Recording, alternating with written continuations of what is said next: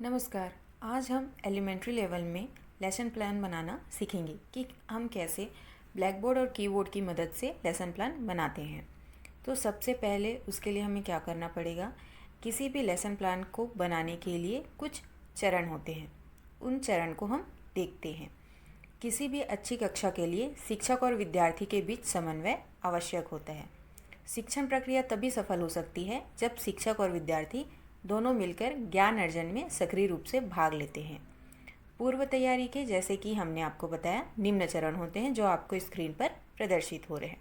उसमें रहता है पाठ्य वस्तु की प्रस्तावना, फिर ब्लैक बोर्ड या फिर ग्रीन बोर्ड द्वारा जो शिक्षक हैं उनके द्वारा व्याख्या, पाठ्य सामग्री का प्रदर्शन, दृश्य श्रव्य सामग्री, उपलब्ध एनिमेशन या फिर कार्टून वीडियो और गृह कार्य। ठीक है। इसके बाद हम क्या जानते हैं कि जब साप्ताहिक पाठ योजना बनाते हैं उस समय कक्षा और विषय वस्तु को ध्यान में रखते हुए उपलब्ध यथोचित हाइब्रिड सामग्रियों का समन्वय करके बनाते हैं।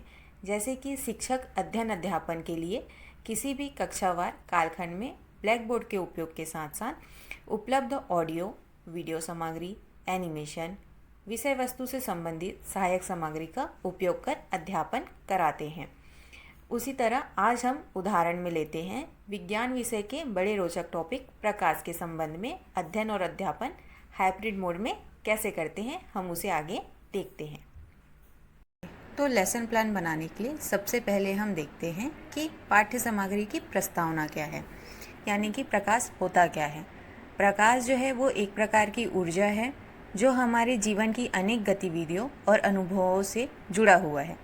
यह न केवल हमें वस्तुओं को देखने में मदद करता है बल्कि जीवन के विभिन्न पहलुओं को समझने में भी महत्वपूर्ण भूमिका निभाता है। प्रकाश के बिना दुनिया का स्वरूप और रंग निर्धारण संभव नहीं होता है। प्रकाश का अध्ययन भौतिकी में एक केंद्रीय विषय है। जैसे कि हमें मालूम है कि यहाँ केवल प्राकृतिक घटनाओं को ही समझने में सहायता नहीं करता है, जबकि आधुनिक तकनीकी और वैज्ञानिक प्रगति में भी योगदान देता है। जैसे कि सूरज की किरणों से लेकर कृत्रिम लाइट स्रोतों तक के सभी प्रकार के प्रकाश के गुण और व्यवहार को समझने में मदद करता है। प्रकाश के विभिन्न गुणों और उनके प्रयोगों को समझना है।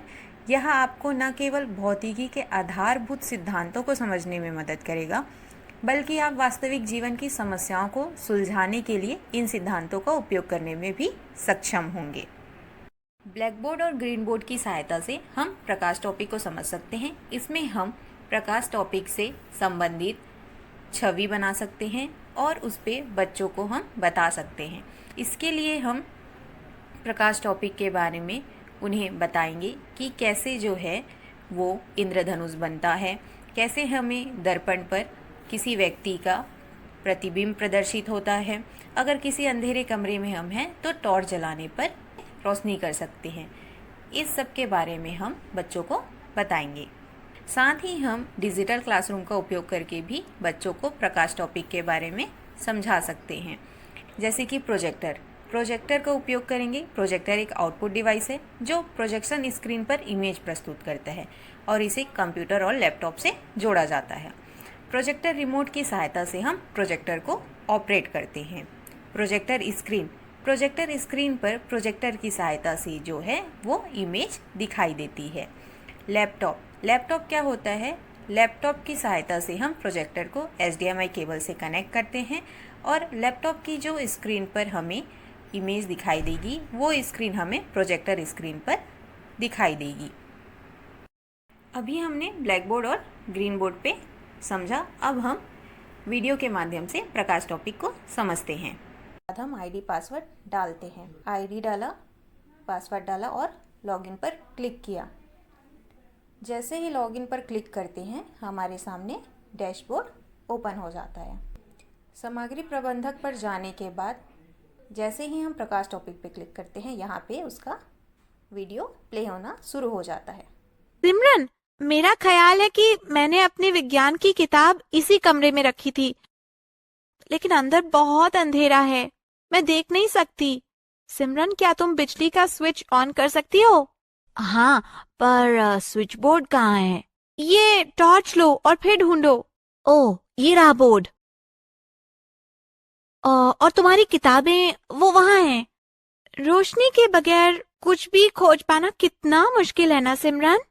हाँ, बिल्कुल ठीक कह रही हो टीना। आओ हम प्रकाश के बारे में कुछ दिलचस्प बातों का पता लगाएं।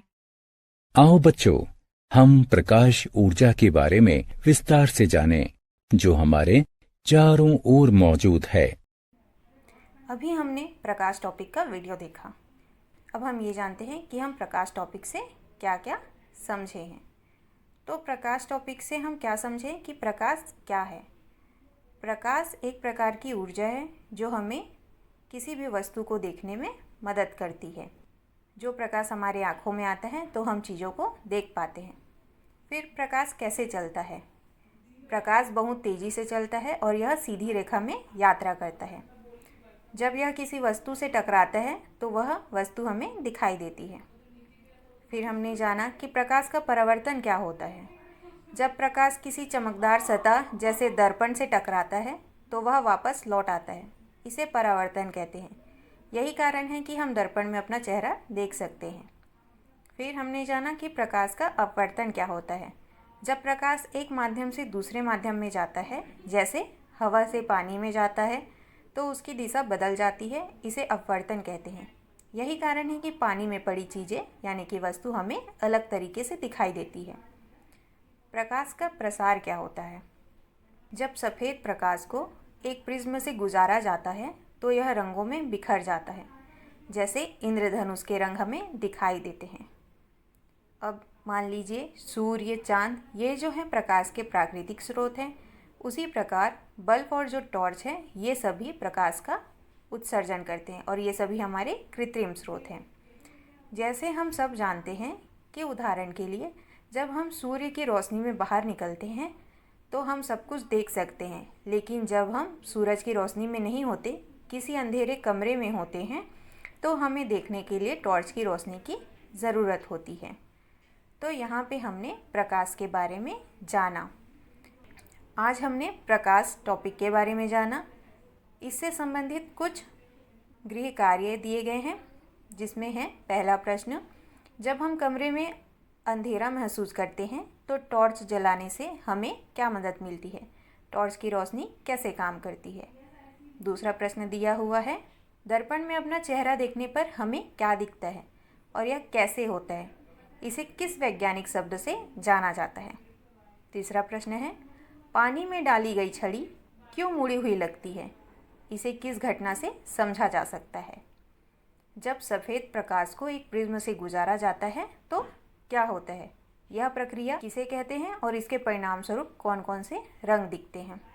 इस तरह से आज हमने प्रकाश टॉपिक के बारे में समझा। इसी तरह हम आगे और मिलते रहेंगे रोचक वीडियोस के साथ। तब तक के लिए कीप लर्निंग।